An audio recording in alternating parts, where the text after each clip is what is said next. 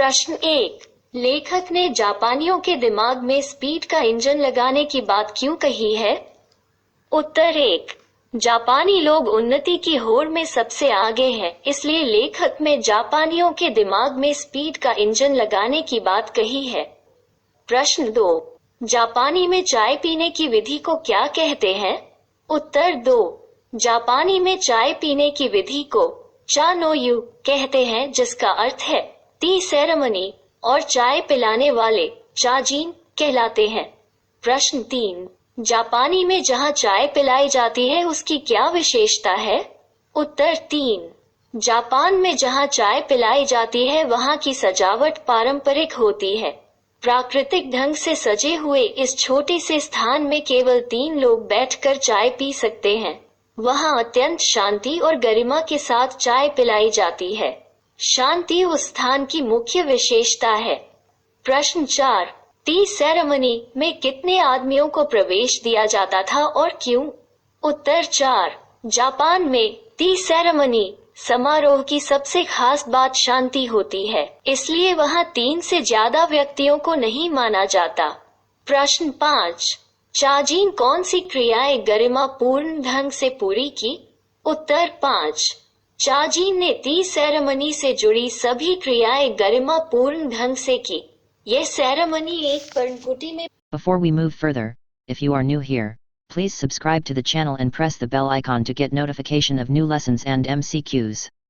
If you like the content we make, please like the video by giving it a thumbs up and share the video with your friends and classmates.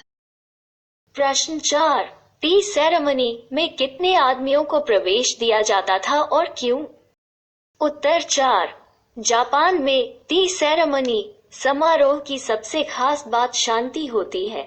अधिक लोगों के आने से शांति का स्थान पर अशांति का माहौल बन जाता है, इसलिए यहाँ 3 ही लोगों के प्रवेश की अनुमति है। प्रश्न 5। चाजीन कौन सी क्रियाएं गरिमा पूर्ण ढंग से पूरी की? उत्तर 5। चाजीन ने टी सेरेमनी से जुड़ी सभी क्रियाएं गरिमा पूर्ण ढंग से की। यह सेरेमनी एक पर्णकुटी में पूर्ण हुई। चाजीन द्वारा अतिथियों का उठकर स्वागत करना, आराम से अंगीठी सुलगाना, चायदानी रखना, दूसरे कमरे से चाय के बर्तन लाना, उन्हें तौलिया से पोंछना व चाय को बर्तनों में डालने आदि की सभी क्रियाएं गरिमा पूर्ण ढंग से अर्थात बड़े ही आराम से अच्छे व सहज ढंग से की। प्रश्न 6। टी सेरेमनी में कितने आदमियों को प्रवेश दिया जाता था और क्यों? उत्तर 6। टी सेरेमनी में केवल 3 ही लोगों को प्रवेश दिया जाता है। इसका कारण यह है कि भागदौड़ से भरी जिंदगी से दूर कुछ पल अकेले बिताना है और साथ ही जहां इंसान भूतकाल और भविष्य काल की चिंता से मुक्त होकर वर्तमान में जी पाए। अधिक आदमियों के आने से शांति के स्थान पर अशांति का माहौल बन जाता है, इसलिए यहाँ 3 ही लोगों के प्रवेश की अनुमति है। प्रश्न 7। चाय पीने के बाद लेखक ने स्वयं में क्या परिवर्तन महसूस किया? उत्तर 7। चाय पीने के बाद लेखक ने महसूस किया कि जैसे उनके दिमाग की गति मंद पड़ गई हो। धीरे धीरे उसका दिमाग चलना भी बंद हो गया, यहाँ तक कि उन्हें कमरे में पसरे हुए सन्नाटे की आवाज भी सुनाई देने लगी। उन्हें लगा कि मानो वो अनंत काल में जी रहे हैं। वे भूत और भविष्य दोनों का चिंतन न करके वर्तमान में जी रहे हो। प्रश्न 8। लेखक के मित्र ने मानसिक रोग के क्या क्या कारण बताए? आप इन कारणों से कहाँ तक सहमत है? उत्तर 8। लेखक के मित्र ने मानसिक रोग का मुख्य कारण अमेरिका से आर्थिक प्रतिस्पर्धा को बताया। इसके परिणाम स्वरूप देश के लोग 1 महीने का काम 1 दिन में करने का प्रयास करते हैं। इस कारण वे शारीरिक व मानसिक रूप से बीमार रहने लगे हैं। लेखक के यह विचार सत्य है, क्योंकि शरीर और मन मशीन की तरह कार्य नहीं कर सकते। यदि उन्हें ऐसा करने के लिए विवश किया तो मानसिक संतुलन बिगड़ जाना स्वाभाविक है। प्रश्न 9। लेखक के अनुसार सत्य केवल वर्तमान है, उसी में जीना चाहिए। लेखक ने ऐसा क्यों कहा होगा? स्पष्ट कीजिए। उत्तर 9। लेखक के अनुसार सत्य वर्तमान है, हम उसी में जीना चाहिए। हम अक्सर या तो गुजरे हुए दिनों की बातों में उलझे रहते हैं या भविष्य के सपने देखते हैं। असल में दोनों काल मिथ्या है। हम जब भूतकाल के अपने सुखों एवं दुखों पर गौर करते हैं तो हमें हमारे दुख बढ़ जाते हैं। भविष्य की कल्पनाएं भी हमें दुखी करती है, क्योंकि हम उन्हें पूरा नहीं कर पाते। जो बीत गया वो सत्य नहीं हो सकता, जो अभी तक आया ही नहीं उस पर कैसे विश्वास किया जा सकता है। वर्तमान ही सत्य है। जो कुछ हमारे सामने घटित हो रहा है वर्तमान ही सत्य है, उसी में जीना चाहिए। प्रश्न 10। शुद्ध आदर्श की तुलना सोने से और व्यवहारिकता की तुलना तांबे से क्यों की गई है? उत्तर 10। शुद्ध सोने में चमक होती है और आदर्श भी शुद्ध सोने की तरह चमकदार और महत्वपूर्ण होता है। तांबे के मिश्रण से सोना मजबूत तो होता है, परंतु उसकी शुद्धता समाप्त हो जाती है। समाज के पास जो आदर्श रूपी शाश्वत मूल्य है वो आदर्शवादी लोगों की ही देन है। व्यवहारवादी तो हमेशा लाभ हानि की दृष्टि से ही हर कार्य करते हैं।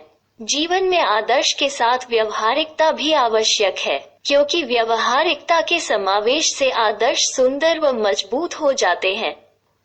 प्रश्न 11। चानीज ने कौन सी क्रियाएं गरिमापूर्ण ढंग से पूरी की? उत्तर 11। लेखक और उनके मित्र को देखकर चानीज खड़ा हो गया। कमर झुकाकर उसने उन्हें प्रणाम किया और बैठने की जगह दिखाई। अंगीठी को जलाया और उस पर चाय बनाने वाला बर्तन रख दिया। वो साथ वाले कमरे में गया और कुछ बर्तन लेकर आया। फिर तौलिए से बर्तन साफ किए। ये सारा काम चानीज ने बड़े ही सलीके से पूरा किया और उसकी हर एक मुद्रा या काम करने के ढंग से लगता था कि जैसे जय जयवंती नाम के राग की धुन गूंज रही हो। प्रश्न 12। चाय पीने के बाद लेखक ने स्वयं में क्या परिवर्तन महसूस किया? उत्तर 12।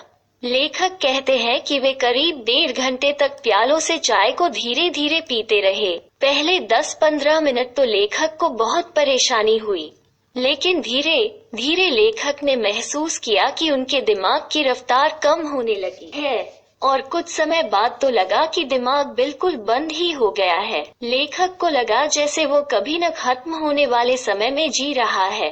यहाँ तक कि लेखक का मन इतना शांत हो गया था कि बाहर की शांति भी शोर लग रही थी। प्रश्न 13। लेखक के मित्र ने मानसिक रोग के क्या क्या कारण बताए? आप इन कारणों से कहाँ तक सहमत हैं? उत्तर 13।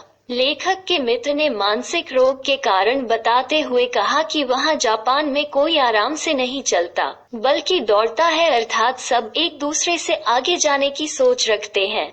कोई भी व्यक्ति आराम से बात नहीं करता, वे लोग केवल काम की ही बात करते हैं। यहाँ तक कि जब जापान के लोग कभी अपने आप को अकेला महसूस करते हैं तो वे किसी और से नहीं बल्कि अपने आप से ही बातें करते हैं। जापान के लोग अमेरिका से प्रतियोगिता में लग गए, जिसके कारण वे 1 महीने में पूरा होने वाला काम 1 दिन में ही खत्म करने की कोशिश करने लगे। ऐसा करने के कारण जब दिमाग थक जाता है और टेंशन में आकर पूरा इंजन टूट जाता है। यही कारण है कि जापान के लोगों में मानसिक बीमारी बहुत अधिक फैल गई है। हम इन कारणों से पूरी तरह सहमत हैं।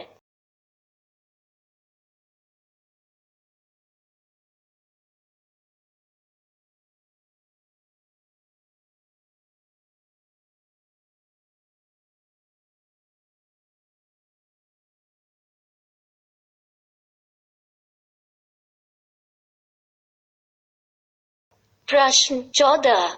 लेखक ने जापानी के दिमाग में स्पीड का इंजन लगाने की बात क्यों कही है? दिमाग में स्पीड का इंजन लगाने से वो दूसरों के साथ प्रतिस्पर्धा कर सकता है। जापान के लोग पूर्ण रूप से प्रतिस्पर्धा में है।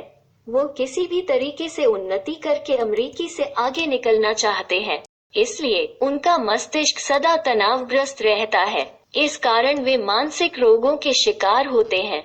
लेखक ने जापानियों के दिमाग में स्पीड का इंजन लगाने की बात इसलिए कहा क्योंकि वो तीव्र गति से प्रगति करना चाहते हैं। 1 महीने के काम को 1 दिन में पूरा करना चाहते हैं, इसलिए उनका दिमाग भी तेज रफ्तार से स्पीड इंजन की बातें सोचता है। प्रश्न 15। लेखक का दोस्त लेखक को चानोयू के लिए कहाँ ले गया और वहाँ का माहौल कैसा था? उत्तर 15। एक शाम को लेखक का जापानी दोस्त उन्हें चा नो यू अर्थात जापान के चाय पीने के एक विशेष आयोजन में ले गया।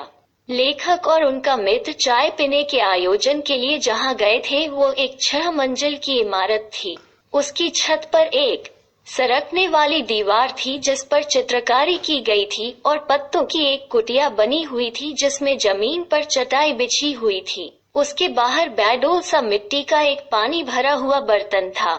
लेखक और उनके मित्र उस पानी से हाथ पांव धोकर अंदर गए। अंदर चाय देने वाला एक व्यक्ति था जिसे चानीज कहा जाता है। उन्हें देखकर वो खड़ा हो गया। कमर झुकाकर उसने उन्हें प्रणाम किया और बैठने की जगह दिखाई। अंगीठी को जलाया और उस पर चाय बनाने वाला बर्तन रख दिया। वो साथ वाले कमरे में गया और कुछ बर्तन लेकर आया। फिर तौलिए से बर्तन साफ किए।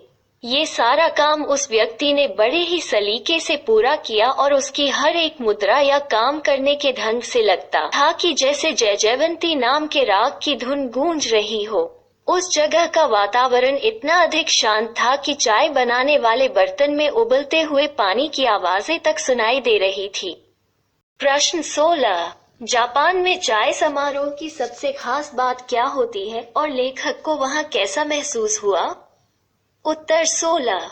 लेखक कहते हैं कि चाय समारोह में चाय बनाने वाले ने चाय तैयार की और फिर उन प्यालों को लेखक और उनके मित्रों के सामने रख दिया। जापान में इस चाय समारोह की सबसे खास बात शांति होती है, इसलिए वहां 3 से ज्यादा व्यक्तियों को अनुमति नहीं दी जाती है। वे करीब 1.5 घंटे तक प्यालों से चाय को धीरे धीरे पीते रहे।